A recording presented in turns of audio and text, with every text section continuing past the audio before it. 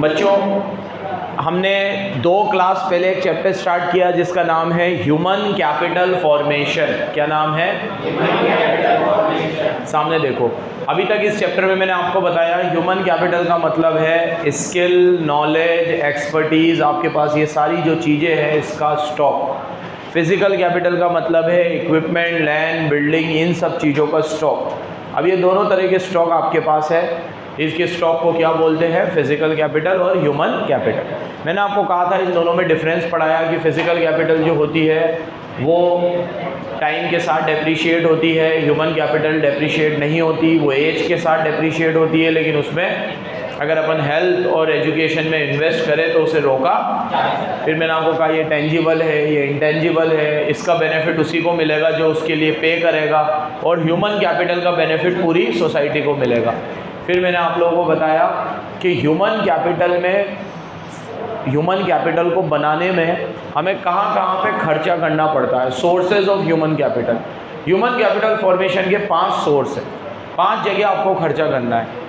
पहला एजुकेशन, दूसरा health training, तीसरा हेल्थ, चौथा माइग्रेशन और 5वां इंफॉर्मेशन, एक्वायरिंग इंफॉर्मेशन। इन 5 जगह पे अगर आप खर्चा करो तो आप अपने देश में ह्यूमन कैपिटल फॉर्मेशन कर सकते हो। क्या कर सकते हो? अब ह्यूमन कैपिटल को फॉर्म करने में ये 5 खर्चे क्या है सामने देखो। पहला खर्चा तो एजुकेशन, ऑब्वियसली।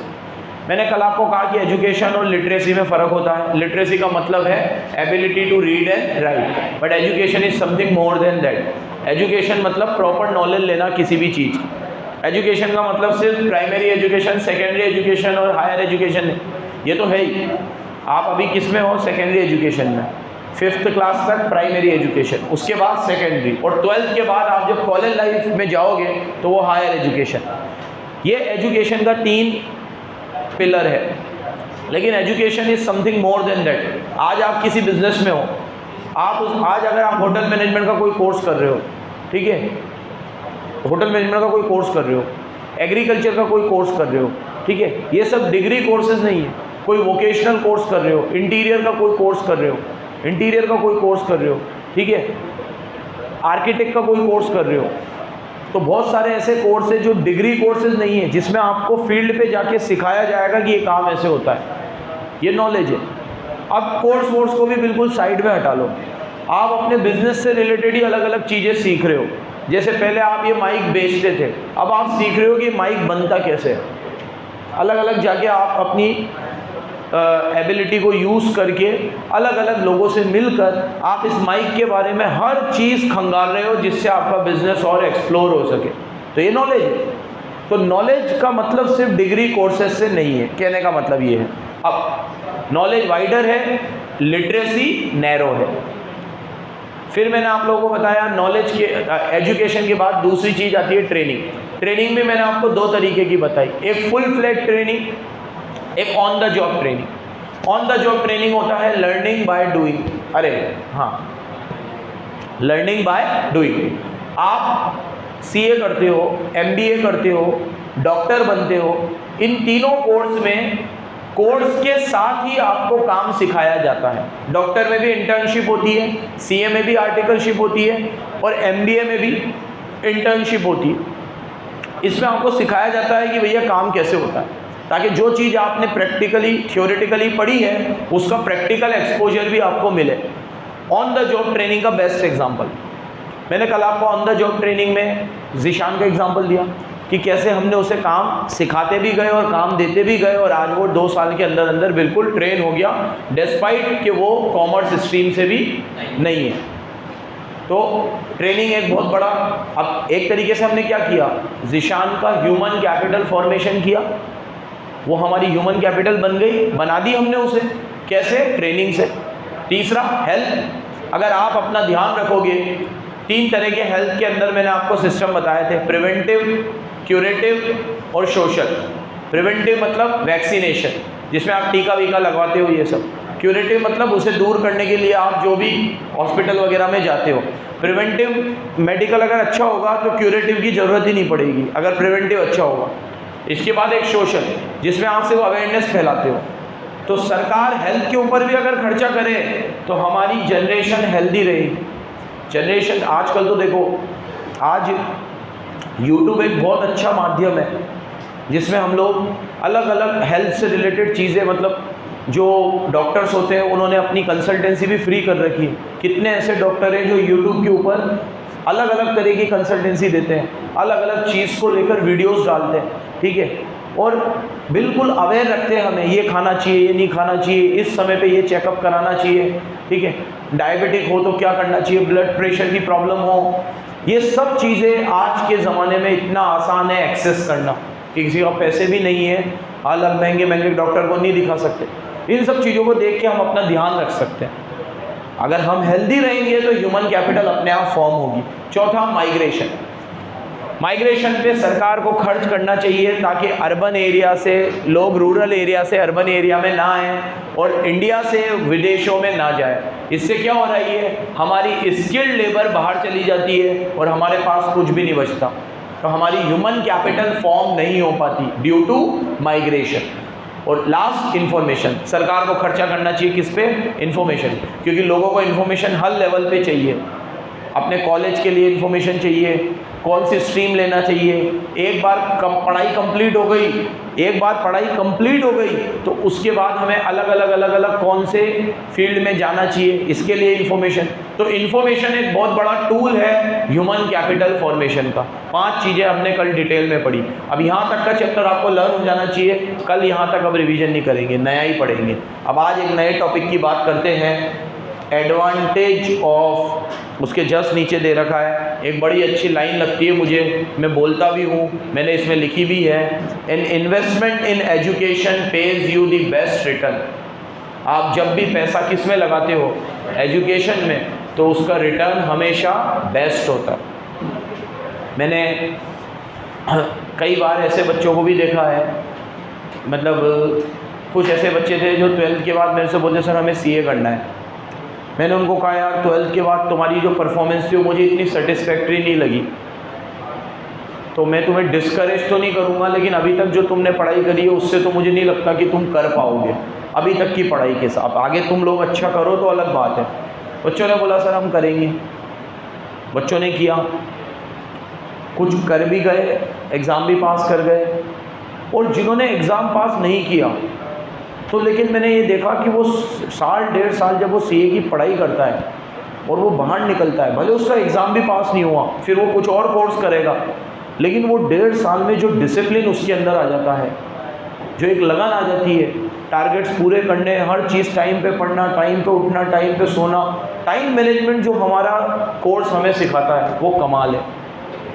उसके बाद वो फिर किसी और फील्ड में भी जाता है तो उसे वो यहाँ 1.5 साल जो उसने पैसा और टाइम खर्च किया वो उसे वहाँ पे काम आता है। तो ये बिल्कुल सही बात है कि investment in education page you the best return. तो अब हम देखते हैं कि अगर हमारी सरकार ह्यूमन कैपिटल फॉर्मेशन पे खर्चा करेगी तो इसके क्या क्या फ़ायदे हैं। इम्पोर्टेंस, मुझे किसी भी टॉपिक के इम्पोर्टेंस पढ़ाना सबसे बेस्ट लगता है, मतलब इजी लगता है, और बच्चों के हिसाब से मुझे बेस्ट लगता है कि इम्पोर्टेंस आ जाए, कोई बच्चा छोड़ के नहीं आएगा, क्योंकि अच्छी अच्छी बातें सबको लिखनी आती है, ठीक है। अब इसमें मैं सब कुछ अच्छा ही अच्छा बोलूँगा और टॉपिक भी इतना इंटरेस्टिंग है कि इसकी इंपॉर्टेंस आपको खुद ही समझ में आ जाएगी। अब इसमें आपकी बुक के हिसाब से एनसीईआरटी के 5 पॉइंट लिखे हैं मैंने, और भी हो सकते हैं हालांकि। अब ये 5 पॉइंट क्या है। पहला, ह्यूमन कैपिटल फॉर्मेशन से प्रोडक्शन बढ़ेगा। क्या बढ़ेगा? देखो, एक हेल्दी बंदा है, एक एजुकेटेड बंदा है, ठीक है, तो अपने आप वो काम ज़्यादा करेगा, सीधी सी बात है, तो प्रोडक्शन बढ़ेगा और उससे देश का जीडीपी भी। और एक अनहेल्दी बंदा है, अनएजुकेटेड बंदा है, आप उसे कोई भी काम दोगे, ठीक है। हमारे यहाँ वर्षा ही ना मैप पे रखा था हमने वर्षा को, तो वर्षा के पहले हमने एक रिज्यूमे आया था हमारे पास, तो एक गर्ल को जॉब की ज़रूरत थी तो हमने उस गर्ल को रख लिया।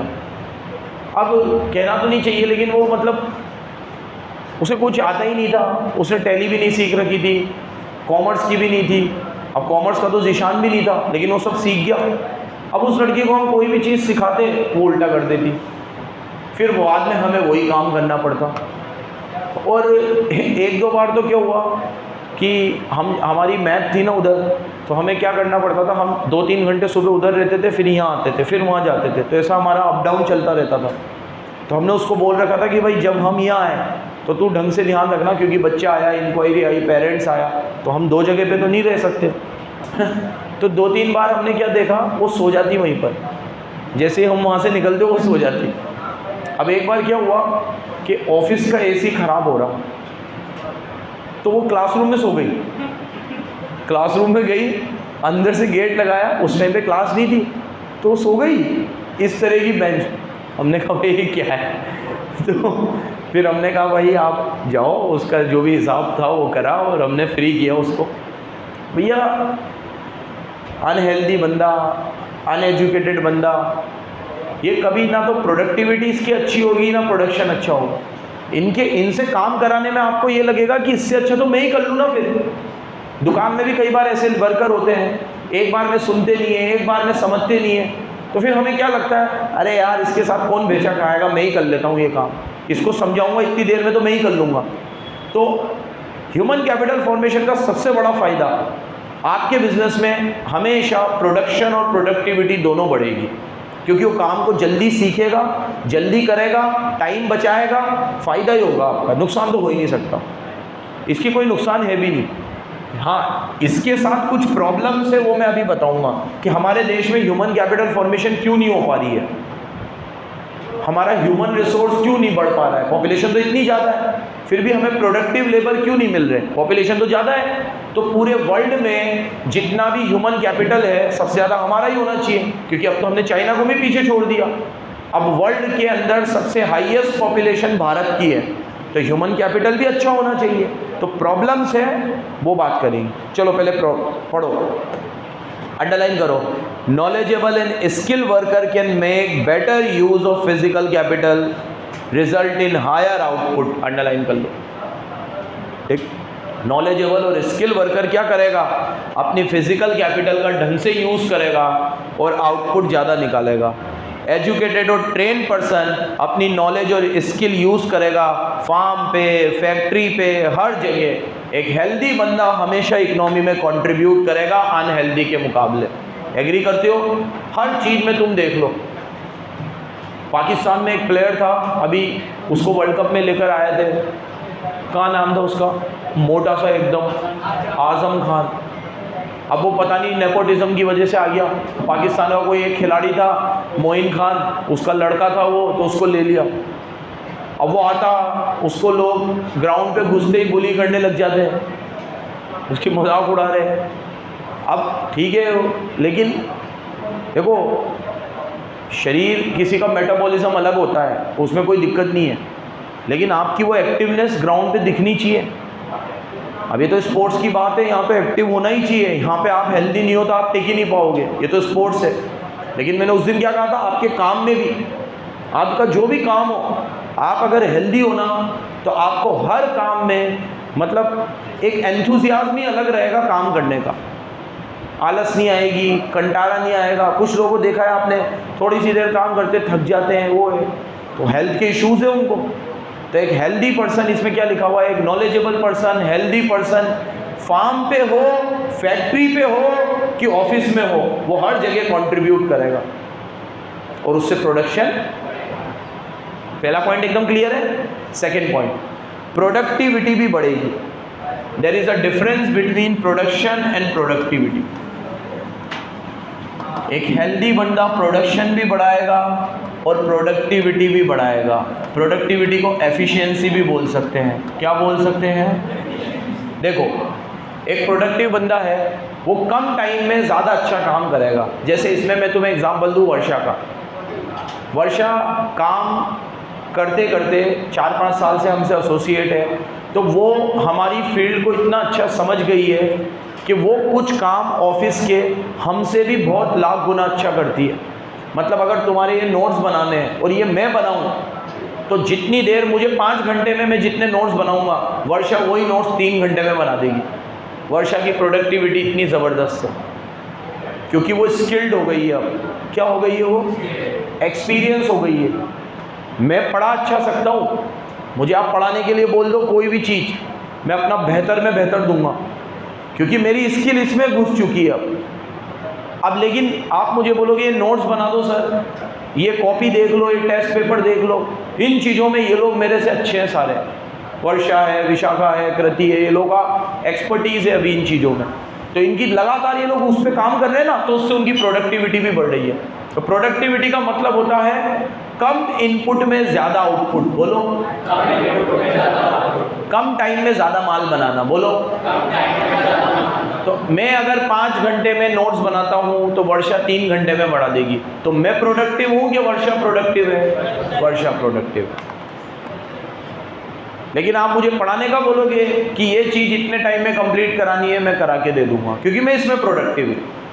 हमने तो ये सोच लिया था पहले के सालों में, हर काम हम करते थे, जो वर्षा करती है ये लोग करते सब चीज़। अब हमने हर चीज़ के लिए स्टाफ रख लिया। एक वीडियो अपलोडिंग के लिए भी एक कृति देखती है वीडियो का, नोट्स वगैरह का वर्षा देखती है, ठीक है। दूसरे जो चीज़ें होती है टेस्ट पेपर वगैरह का विशाखा देखती है, फीस का ज़ीशान देखता है। तो तुम मोटा मोटा देखोगे, बाकी का ऑफिस से रिलेटेड काम, ये लाना ले जाना, ये वो सब विकास देखता है। 5 जने, और टेस्ट लेना हो तो 5 अवेलेबल है, वो भी 5 में से जो अवेलेबल होगा वो ले लेगा। तो हमने ये 5 और हम 3 ने अपने हाथों में अब क्या रखा है? सिर्फ पढ़ाना। तो तुम विश्वास नहीं करोगे, उससे हमारा पढ़ाने का भी इतना अच्छा हुआ है, क्योंकि अब हमारा फोकस एकदम ये है कि भाई पढ़ाना हमें है, वो कोई नहीं कर सकता, वो सिर्फ हम ही करेंगे। बाकी सारे काम डेलीगेट हो सकते हैं, पढ़ाना डेलीगेट। मैं ज़ीशान को नहीं बोल सकता एक टॉपिक तू पढ़ा दे। तो जो काम डेलीगेट हो सकते हैं, हमने हर वो काम डेलीगेट कर दिए। और अब ये लोग उस काम को इतना बेहतर करते जा रहे हैं कि अब इनकी प्रोडक्टिविटी उधर बढ़ रही है, हमारी प्रोडक्टिविटी इधर बढ़ रही है। तो ह्यूमन कैपिटल का ये फ़ायदा है कि अगर आप स्किल ऑब्टेन करोगे, नॉलेज ऑब्टेन करोगे, एक्सपीरियंस गेन करोगे, तो this all will improve your productivity. This all will, इन सब चीज़ों से आपकी प्रोडक्टिविटी बढ़ेगी, प्रोडक्शन भी बढ़ेगा। और प्रोडक्शन का मतलब है आउटपुट, और प्रोडक्टिविटी का मतलब है कम टाइम में ज़्यादा आउटपुट। पढ़ो, education and training help in improving and upgrading technology, raises the efficiency and productivity. Similarly, improvement in health also contribute to the level of efficiency and productivity. अगला,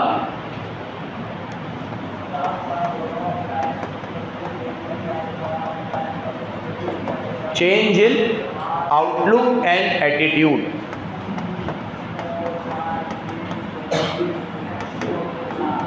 देखो,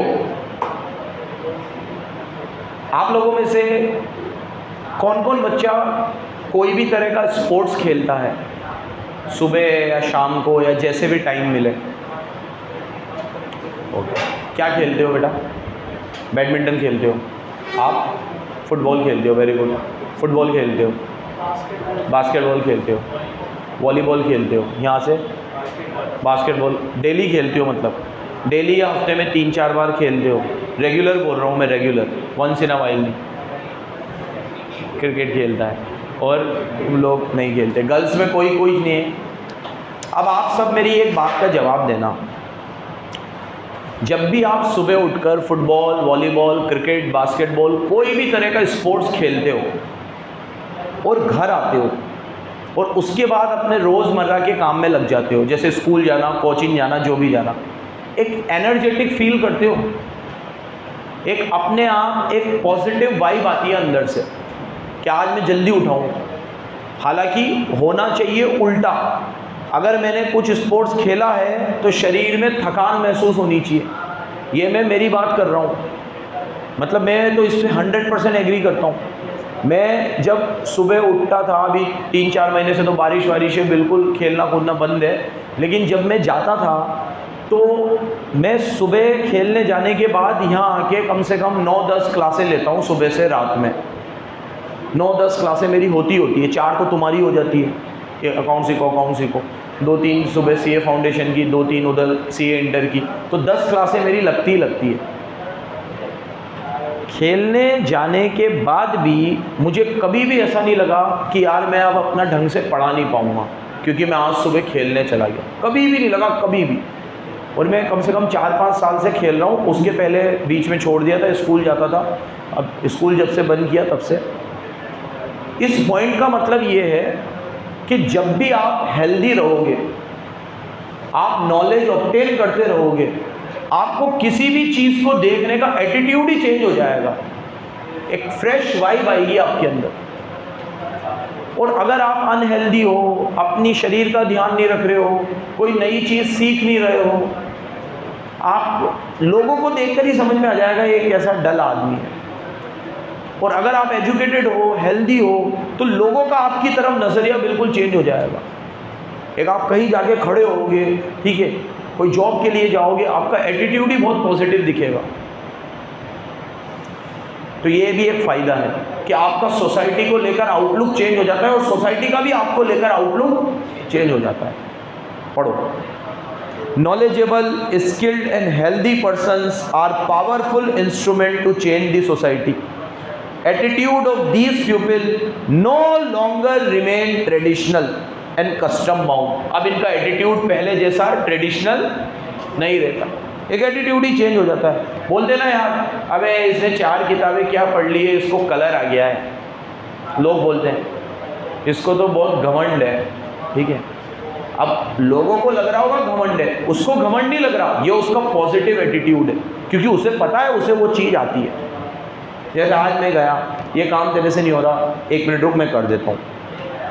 मेरा तो पॉजिटिव एटीट्यूड था, मुझे पता था मैं कर लूँगा, तो मैंने इसलिए मांगा। वो क्या सोचेगा, ये इसको अलग ही घमंड है, हमसे तो हो नहीं रहा और ये कर लेगा, ठीक है।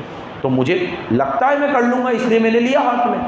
अब आप उसे घमंड समझो, एटीट्यूड समझो, ये एक पॉजिटिव आउटलुक आता है आपके अंदर जब आप ह्यूमन कैपिटल पे खर्च करते हो। तो समझ गए। नेक्स्ट, आपका क्वालिटी ऑफ लाइफ इंप्रूव होता है। क्या इंप्रूव होता है?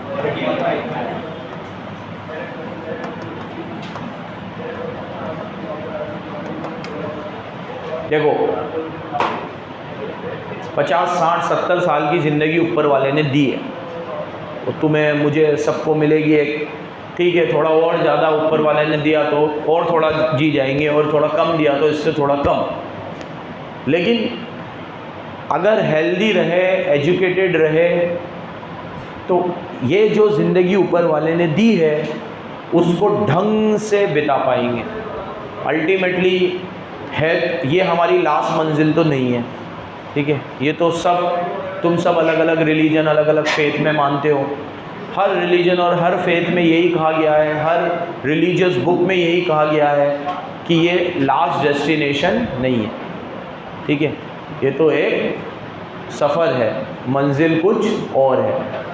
तो जहाँ भी जाना है, जितने टाइम के लिए हम यहाँ हैं, उतने टाइम के लिए हमारी लाइफ एक क्वालिटी वाली लाइफ होनी चाहिए। ऐसा ना हो कि ऊपर वाले ने हमें यहाँ भेजा और वो मकसद, मतलब कि जैसे गए कुछ सीखे नहीं और वैसे ही जैसे आए वैसे ही चले गए। तो change in quality of life, आपकी क्वालिटी ऑफ लाइफ बदलती है, ठीक है। जैसे इसमें लिखा हुआ है, illiterate, unhealthy and unskilled person are liability on society. जरूर लिख के आना है। जो अनहेल्दी है, इलिटरेट है, अनएजुकेटेड है, वो बंदा हमारी सोसाइटी के लिए क्या है? लाइबिलिटी है। और जो हेल्दी है, स्किल्ड है, ट्रेंड है, वो हमारी सोसाइटी के लिए क्या है? एसेट है।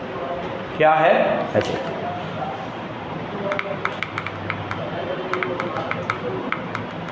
जैसे आजकल पॉडकास्ट का दौर है, बहुत सारे पॉडकास्ट वगैरह लेते हैं, उसमें कोई ऐसा बंदा बैठा हो जिसको किसी भी चीज़ की रिलेटेड नॉलेज हो। जैसे फाइनेंस की नॉलेज है, हेल्थ से रिलेटेड डॉक्टर है, ठीक है, कोई रिलीजियस हेड है, कोई रिलीजन से रिलेटेड नॉलेज है। सुनते हैं कभी, अच्छा लगता है। मतलब कई बार ऐसा लगता है, आधे 1 घंटे भी अगर हम सुन लेते हैं तो अब ऐसा लगता नहीं है कि यार टाइम कुछ हुआ है, ठीक है। कोई भी चीज़ से रिलेटेड अच्छा लगता है। फिर हमें भी ये लगता है यार ये चीज़ हमारे अंदर भी होनी चाहिए। तो वो क्वालिटी ऑफ लाइफ आपकी किससे आई? एजुकेशन से। उस समय आप उसका फिजिकल अपीयरेंस नहीं देखते हो, वो कैसा है कैसा नहीं। अगर ये उसका अच्छा है तो आप अपने आप उसकी तरफ अट्रैक्ट होंगे, तो ये क्वालिटी ऑफ लाइफ आपकी अपने आप अच्छी हो जाती है, फिर उस समय पे फिजिकल अपीयरेंस भी मैटर नहीं करता। तो ये भी एक फ़ायदा है ह्यूमन कैपिटल। नेक्स्ट, जितनी हमारे देश में ह्यूमन कैपिटल होगी उतनी हमारे देश में इन्वेंशंस होंगी। क्या होंगी? उतने हमारे देश में इनोवेशंस होंगे। क्या होंगे? इतनी ज़्यादा नई टेक्नोलॉजी आएगी, क्योंकि भैया एजुकेशन होगा तो रिसर्च एंड डेवलपमेंट पे खर्च होगा, रिसर्च एंड डेवलपमेंट पे खर्च होगा तो जितना ज़्यादा रिसर्च होगा उतनी नई नई टेक्नोलॉजी आएगी। आज हमारे माँ बाप हमें बोलते हैं कि हमारे टाइम पे तो ये नहीं था, हमारे टाइम पे तो वो नहीं था, बोलते हैं ना, हमारे टाइम पे तो ये गाड़ियाँ नहीं थी, हमारे टाइम पे तो फ़ोन नहीं था। क्यों नहीं था? क्योंकि उस समय लिटरेसी की रेट ही 16% थी। भारत आज़ाद हुआ उस समय कितने लोग लिटरेट थे? 16%। तो उस समय नहीं था। आज लिटरेसी का रेट कितना आगे चला गया। तो ये सब चीज़ें हैं, और पता नहीं कितना और आगे जाएंगे। एआई आ गया, रोबोटिक्स आ गया, इंसान और क्या क्या क्रिएशंस करने वाला है, एक कमाल ही होगा। ठीक है, क्योंकि भगवान की सबसे अच्छी क्रिएशन इंसान है। जिस भगवान ने पूरी धरती बनाई है, ये पूरा जो क्या बोलते हैं उसे, हाँ, जो ये पूरा इकोसिस्टम है, इसमें जानवर भी है, हैवान भी है, इंसान भी है, पेड़ पौधे भी है, जो पूरी सृष्टि की रचना उसने करी है, उसमें सबसे अच्छी क्रिएशन क्या है उसकी? इंसान। तो इसीलिए सोचने समझने की ताकत सिर्फ इंसान को दी और किसी को नहीं दी। तो वो जो चीज़ बनाएगा वो भी ज़बरदस्त होगी, क्योंकि वो खुद ज़बरदस्त है।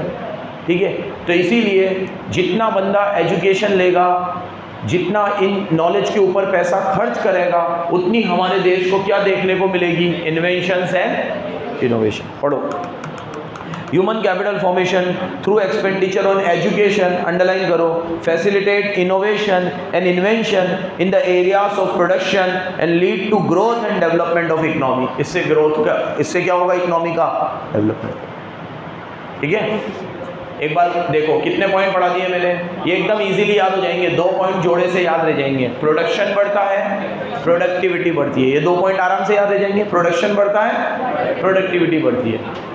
ठीक है, और ये पॉइंट दोनों याद रह जाएंगे। क्वालिटी ऑफ लाइफ बढ़ता है और एटीट्यूड चेंज हो जाता है किसी भी चीज़ को देखने का, और इन्वेंशंस होते हैं, और लास्ट लाइफ एक्सपेक्टेंसी बढ़ती है। क्या बढ़ती है? ठीक है, आज कल मैं तुम्हें बता रहा था, अमिताभ बच्चन है, 90 साल की आसपास उम्र है उनकी, केबीसी अभी भी होस्ट कर रहे हैं। अभी कल की करके मूवी में आए, उससे पहले हर साल 2-3 मूवी में आ ही रहे हैं। केबीसी का भी एक सीज़न चला रहे हैं। इस एज में आप एक्सपेक्ट कर सकते हो कि भैया किस तरीके से ये काम कर रहे होंगे। मेरी दादी जब थी 80-90 साल में, आपके घर में दादी जी दादाजी को आप देखते हो, अपने ग्रैंड पेरेंट्स को देखते हो, तो आप इमेजिन कर सकते हो कि ये इतना काम कुछ घरों में होते हैं। कुछ घरों में ऐसे लोग होते हैं जो घर का काम देखते हैं या दुकान पे जाते हैं। मेरे एक दोस्त के दादाजी है, 85 साल के हैं, अभी भी दुकान पे आते हैं, बैठते हैं बराबर, समझते हैं चीज़ों को। तो ये वो लोग हैं, ये वो 5% लोग हैं, बस ज़्यादा नहीं है ऐसे लोग, 5% है जिनका लाइफ एक्सपेक्टेंसी बहुत बड़ा है, क्योंकि उन्होंने शुरू से अपनी हेल्थ के ऊपर ध्यान दिया है। किस पे ध्यान दिया है? और अपनी नॉलेज को हमेशा बढ़ाया है। ये वही लोग हैं। ठीक है, ये अक्षय कुमार है, शाहरुख खान है, 58 के आसपास ये लोग हैं। 58 कोई छोटी एज थोड़ी होती है यार। 58 में एब्स बना रहे हैं, अभी भी लीड रोल में आते हैं, अभी भी लीड रोल में आते हैं। ठीक है, तो कमाल ही है मतलब ये। तो इन्होंने लगातार किस पे खर्च किया है भाई साहब? हेल्थ पे खर्च किया। इससे इनकी लाइफ एक्सपेक्टेंसी, और लाइफ एक्सपेक्टेंसी, वो आनंद मूवी का एक डायलॉग है कि बाबू मोशाय लंबी ज़िंदगी लंबी नहीं, क्या है, बड़ी होनी चाहिए, या ऐसा कुछ था। मतलब उसका तात्पर्य ये था कि लाइफ बड़ी हो इससे कुछ मतलब नहीं है, अच्छी होनी चाहिए। मतलब क्वालिटी ऑफ लाइफ अच्छा होना चाहिए। आप 90 साल जिए उससे कोई मतलब नहीं है, भले आप 60 साल जिए लेकिन अच्छा जिए।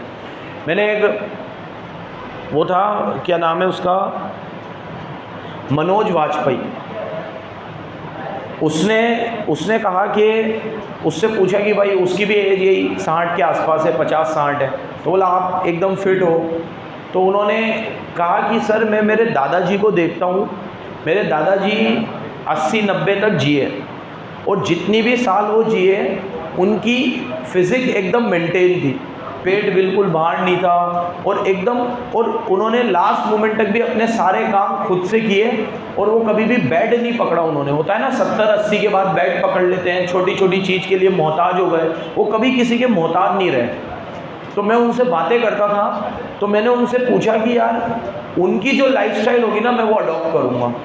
तो उन्होंने मुझे एक बात बताई कि मैंने अपनी ज़िंदगी में कभी भी सूरज ढलने के बाद खाना नहीं खाया, मतलब 6 बजे 7 बजे के पहले मेरे को जो खाना है मैंने खा लिया, उसके बाद मैंने कभी भी खाना नहीं खाया, ठीक है।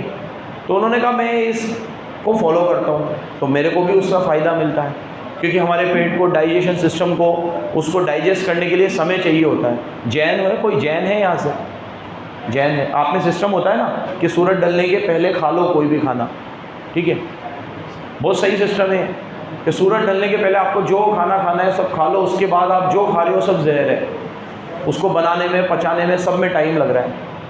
अब कुछ लोग, देखो मैं कह रहा हूँ मैं भी ये फॉलो नहीं कर पाता, ठीक है, कुछ टाइम पहले मैंने शुरू ज़रूर किया था, लेकिन घर वालों को बोलते 6 बजे 7 बजे खाना दे दो या उसके बाद नहीं खाएंगे, बोलेगा तुम्हारे हिसाब से थोड़ी बनेगा, हमारे हिसाब से बनेगा, ठीक है। खैर, तो अब फॉलो करते हो आप?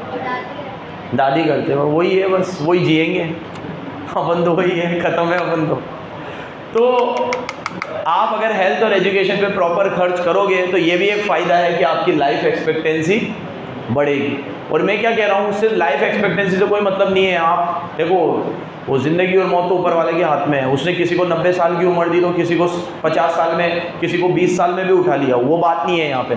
यहाँ बात हो रही है कि जितनी भी लाइफ आपकी रहेगी वो सही रहेगी, ठीक है, उसमें क्वालिटी होगी।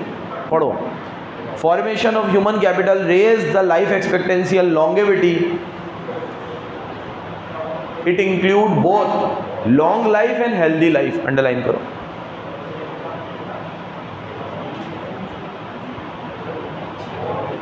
This add to quality of life, and this is obvious from the above discussion that formation is immense important for improving growth and quality of life।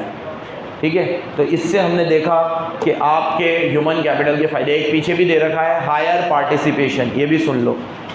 जो लोग एजुकेटेड है, हेल्दी है, वो लोग जीडीपी में ज़्यादा कंट्रीब्यूट करते हैं, वो लोग जीडीपी में ज़्यादा कंट्रीब्यूट करते हैं। जैसे आज ये फिल्म इंडस्ट्री है, फिल्म इंडस्ट्री एक कितनी बड़ी इंडस्ट्री है, इससे गवर्नमेंट को कितना रेवेन्यू होता है। अभी इस साल भी जो हाईएस्ट टैक्स पेयर था वो कौन था? शाहरुख खान था, इंडिविजुअल के स्लैब में। और कंपनी में तो रिलायंस है, लेकिन इंडिविजुअल के स्लैब में जो हाईएस्ट टैक्स पेयर था वो शाहरुख खान था। उसके बाद तुम टॉप 10 टैक्स पेयर देखोगे तो इसके अंदर तुम्हें क्रिकेटर्स और सेलिब्रिटीज़ ही दिखेंगे। तो ये इकोनॉमी में भी कंट्रीब्यूट कर रहे हैं, खुद के लिए तो कर ही रहे हैं, कमा ही रहे हैं, बढ़िया लग्जरी लाइफ जी रहे हैं, लेकिन देश को भी तो कंट्रीब्यूट कर रहे हैं। करोड़ों अरबों रुपए का टैक्स जनरेट हो रहा है सिर्फ एक फिल्म इंडस्ट्री से, ठीक है, सिर्फ एक फिल्म इंडस्ट्री से। इतनी बड़ी इंडस्ट्री है, हज़ारों करोड़ रुपए की इंडस्ट्री है, कितने सारे लोग इससे जुड़े हैं। हमें तो सिर्फ वो 15-20 लोग नज़र आते हैं जो मूवी में हैं, उसके पीछे कैमरामैन, आर्टिस्ट, ये वो प्रोड्यूसर, और उसके साथ फिर और दूसरे लोग, अकाउंटेंट, और कितने लोगों का रोज़गार उस एक चीज़ से जुड़ा हुआ है। एक वेब सीरीज़ बनती है तो 1000-2000 लोगों को काम मिल जाता है, एक मूवी बनती है 10,000 लोगों को काम मिल जाता है। तो इंडस्ट्री है, कितनी बड़ी इंडस्ट्री है, ग्रो कर रही है, तो इससे पैसा मिलता है। तो आप पार्टिसिपेट ज़्यादा करोगे अगर आप हेल्दी हो और एजुकेटेड हो। बस कल देखेंगे बाकी। धन्यवाद।